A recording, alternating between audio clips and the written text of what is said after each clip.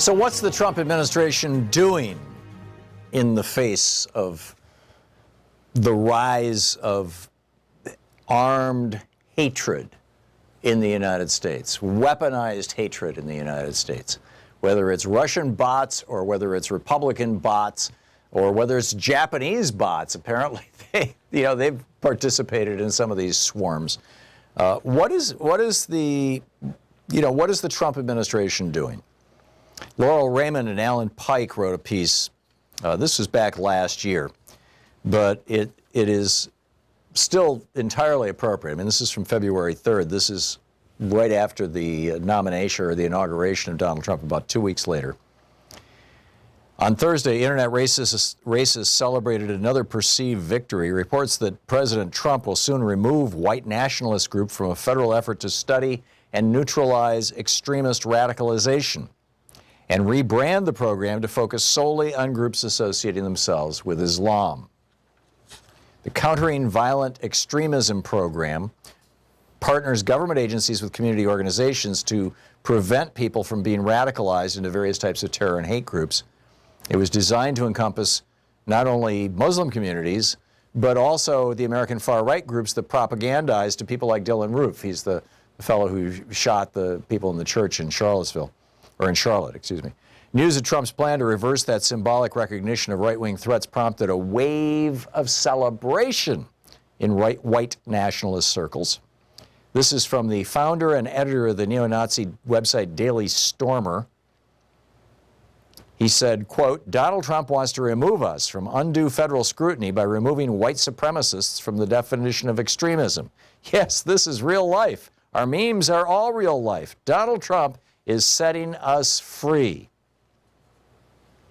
And then they went on to say, "It's fair to say that the Trump team is not listening to us directly. I assume that if the Trump team is not listening to us directly, I assume that they are.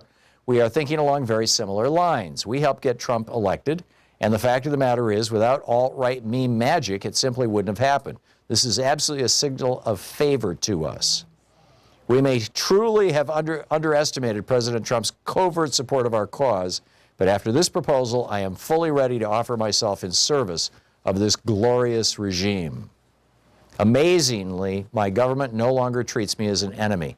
It's now officially understood at one of the highest levels that we are so much better than the kidnapper, terrorist, pedophile left." So you've got the Nazi right, the hard Nazi right, celebrating Donald Trump, celebrating his election, celebrating his inauguration, and, continuing. We've got this kid who murdered all these students in Parkland, wearing a Make America Great hat, putting swastikas in his books. The alt-right, the Southern Poverty Law Center has just come out with a new study. There have been more than 100 people killed or injured by alleged perpetrators influenced by the so-called alt-right, a movement that continues to access the mainstream and reach young recruits. This is a quote from their study. This began in 2014, they're saying. This is just a 3-4-year-old phenomena. The SPLC tracks the rise in alt-right related violence beginning in 2014 when 22-year-old Elliot Rodger murdered 6 people and injured 14 others in Isla Vista, California. Rodger's radicalization began in men's rights forums, which helped stoke his racism, misogyny, and self-loathing. Men's rights typically means white men's rights. The study identifies 13 killers who have collectively killed 43 people and injured 67 others. The SPLC notes that the most conspicuous unifying background trait among these individuals is a history of consuming and or participating in the type of far-right ecosystem that defines the alt-right. We need to be very clear about this. What right-wing movements are. Right-wing movements are authoritarian, hierarchical, patriarchal, and prone to violence. You look at the hard-right movements in the Islamic world. There is Al-Qaeda and ISIS. You look at the hard-right movements that are growing in Europe, Marine Le Pen and the National Front in France and the new neo-Nazi movements in Poland, Hungary, and Greece. They all associate themselves with militarism, with guns, with violence, with white supremacy, and with male power. And that's what's going on. And these kids in Parkland now, and boys and girls, young men and women, are standing up and saying, no, we don't want to have any part of this. We don't want to be part of this. We want a country that is safe, where children can go to school without fear of being murdered. An Anti-Defamation League report released last month noted that there had been a drastic increase in the amount of white supremacist propaganda, flyers, stickers, banners, and posters appearing on college and university campuses. 2017 was defined as the most violent year in the existence of the alt-right so far. You'll recall back in 2009, a report that was prepared at the direction of George W. Bush when he was president. He left office on January 20th of 2009. And so that report, George Bush's report on the alt-right, on the far right, by the FBI and the Department of Justice, was published as Obama was coming into office. The hard right went nuts. Right-wing hate radio, Fox so-called news, all the publications, the networks controlled by billionaires like Fox News, the publications funded by billionaires, all these right-wing ones, they just went ballistic. Oh my God, they're talking about us. You can't talk. And Obama just, to stop the insanity, just said, okay, we're going to pull the report.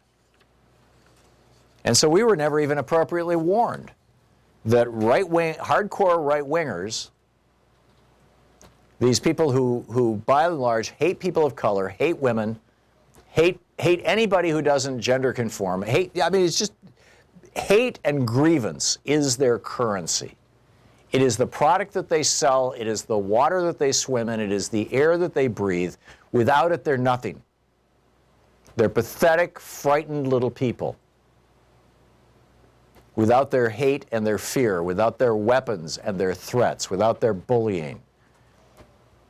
Donald Trump has got to be one of the most frightened people on the planet right now. He's scared to death that we're going to discover that not only is he not rich, he's in debt.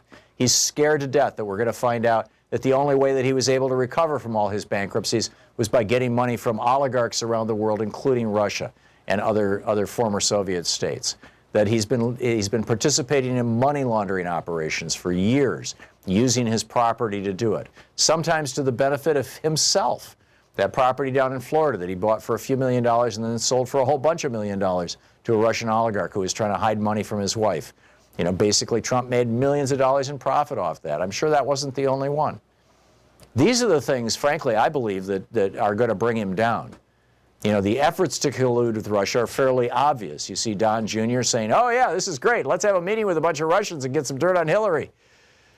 That's attempted collusion right there. There you have a crime, and Donald Trump obviously knew that because he wrote, a memo on Air Force One that lied about it, which is try to cover up a crime. That's everything from suborning perjury to obstruction of justice.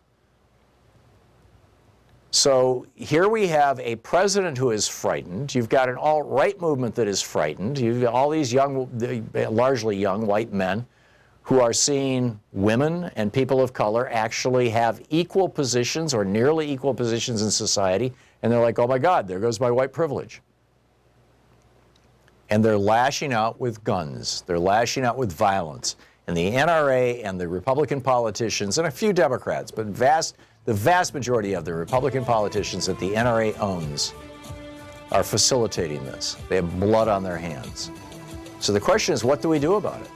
These young people from Parkland are creating a movement, a hashtag, a logo. They're doing this.